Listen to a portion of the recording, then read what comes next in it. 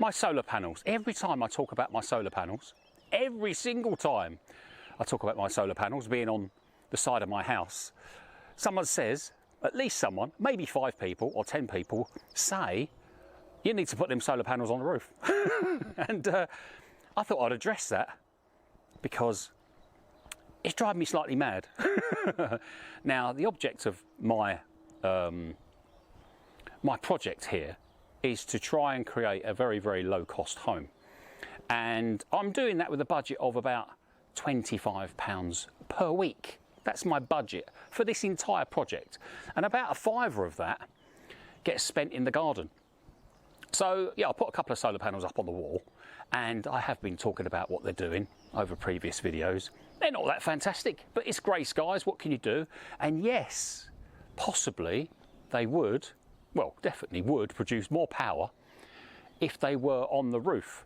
But I am actually considering putting them on this wall. And that wall faces south. That wall there faces west. And so the reason I put them on that wall firstly is because I don't have a battery system for the power that I'm producing. So I have to use the power. So when I was before and during setting them up, I was talking about what was going to happen with the power that I was producing. They can produce, that system can produce a maximum of 800 watts. So if I only use 100 watts or 200 watts, where did the rest of that power go? Now that was my worry, and I spoke about it, and I got the whiteboard out, much to many people's dismay getting the whiteboard out. Yes, I did explain what was going on, and I kind of could do with 200 watts a day input from the moment it gets light in the morning to when the sun goes down at night. That would be perfect, 200 watts an hour, but I'd need solar panels everywhere, wouldn't I? So I have them facing west. I set them up facing west because that would get the sun later in the day.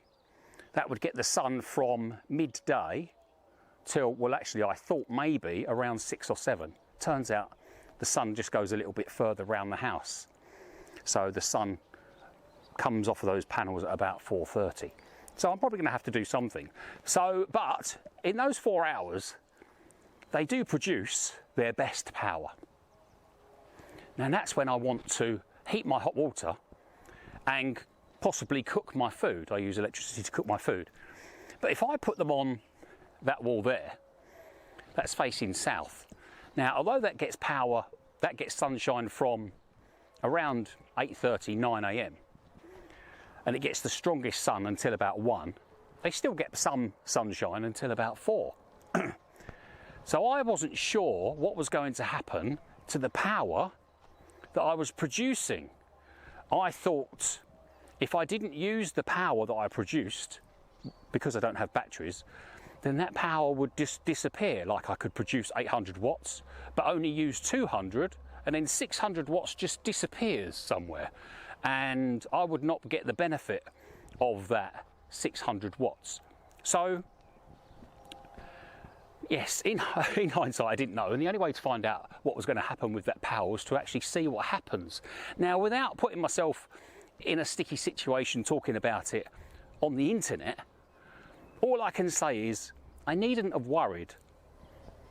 That extra power that I'm not using is not being wasted. So I'll leave you try and work out what I mean by that. Okay? I'm still reaping the benefits of every watt of power that I produce, even if I don't use them while it's being produced. Do you understand?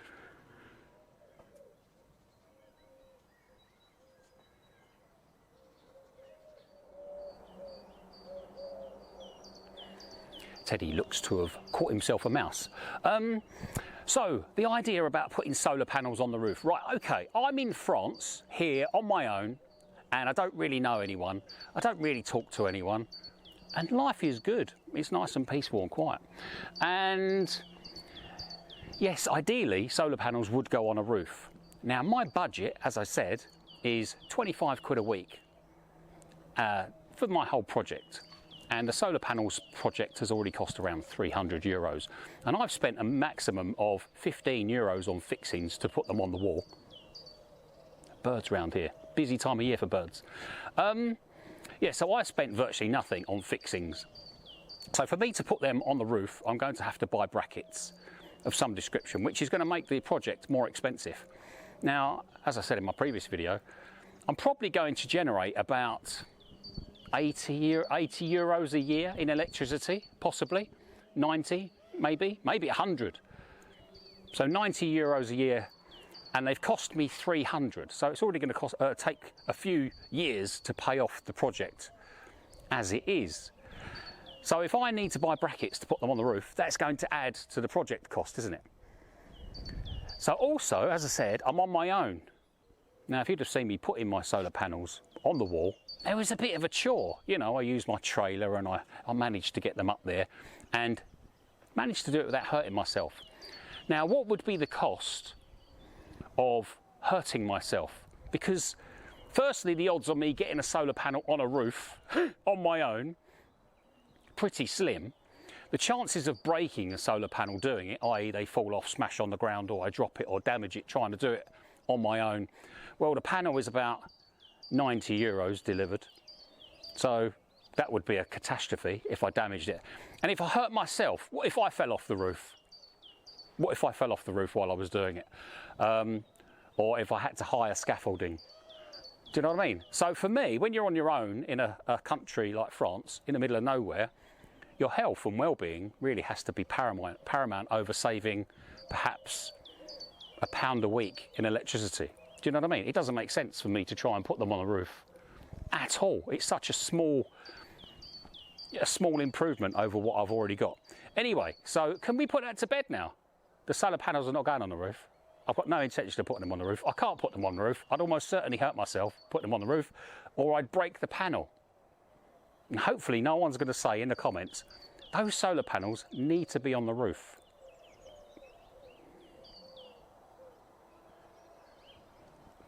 Just quickly, before I'm going to talk about the video, that behind the scenes video and my gardening channel quickly in a second. But before I talk about those, I thought I'd quickly talk about petrol and diesel, easy for me to say, diesel prices. So because of Donald Trump's ridiculous ventures in the Middle East, the price of fuel has gone up drastically. Now, I remember a couple of months ago, I made a mental note of it actually.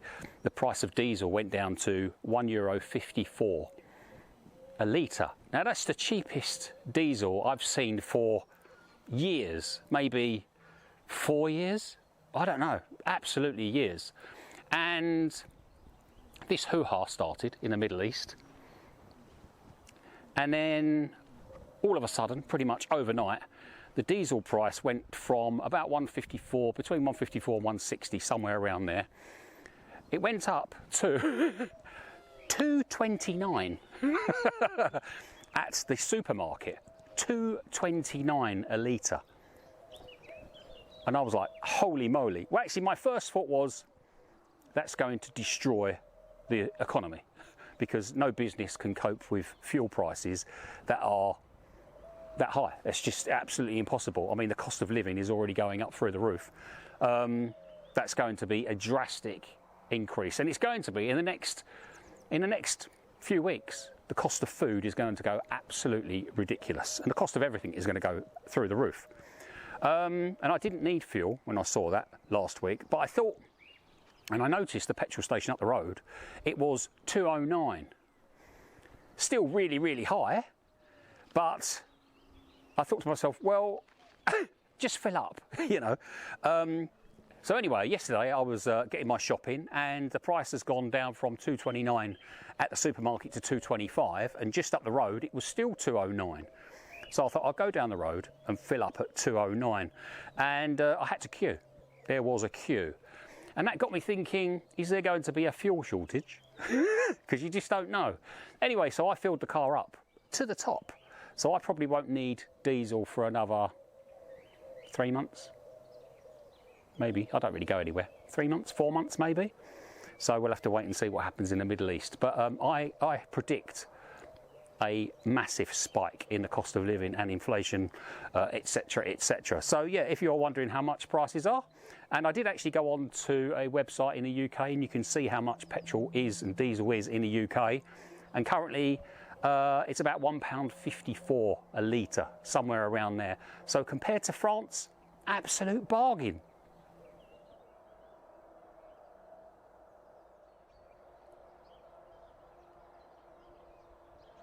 So the other day, Saturday I think it was, what's the day, Wednesday, I uploaded a behind the scenes video just for my subscribers, and I started a new channel, a vlogging channel, and I uploaded a video and I told everyone about it in my last video on this channel, and so I told about 2,000 people, roughly, somewhere around there, that I was going to do this.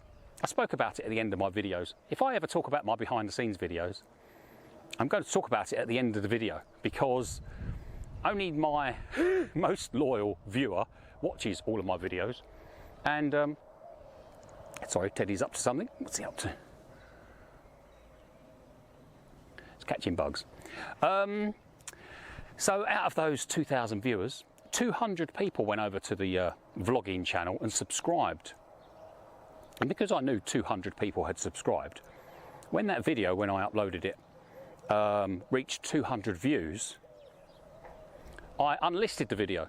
So although if you do contact me saying, Mark, can I look at your behind the scenes video, I'll give you a link to the video, but I don't want it to be left up for people to look at it, because that is, you just, the more time it's up, the more time trolls are going to find it, and the negative Nellies are going to come and do their thing. And I wanted a channel without negativity, and it kind of worked. So I've been looking at the results of that behind the scenes video, quite interesting. 200 people subscribed. I think nearly 90% of the viewers were subscribers. But here's a funny statistic. 25% of the audience for that video disappeared, clicked off within the first 30 seconds. That's funny, isn't it? So out of 200, 50 clicked off in the first 30 seconds. What are you doing? What are you doing? So I'm going to make a video about audience behaviour, because if I'm honest, I never, ever, ever watch any video from start to finish, ever. So I can hardly complain when people don't. So with that in mind, thinking about my gardening channel, got the French Air Force are busy. They're practicing for World War III, probably. Don't crash now. I felt like putting a target in the middle of my field for them to crash onto. Is it wrong to say that? Obviously you wouldn't want the pilot getting injured. He can parachute off, but yeah. Anyway, what was I going to talk about? Right, my gardening channel. I put a little clip of my gardening exploits in my last video to test, just to see what the response was to that type of content. Now, the idea of gardening for me is something that you do in silence. You do it in peace and quiet. And when I'm gardening, I'm not talking. I try and calm my brain. As I said, my brain's very active, and I need to calm my brain, and I can do that when I'm gardening. And the response to that video was pretty much like, yes, we like the gardening section, but we need you to talk while you're doing it. And that was interesting. So you have to ask the questions and you have to test these ideas. We like you to talk while you're doing it. Well, no, that's not the idea.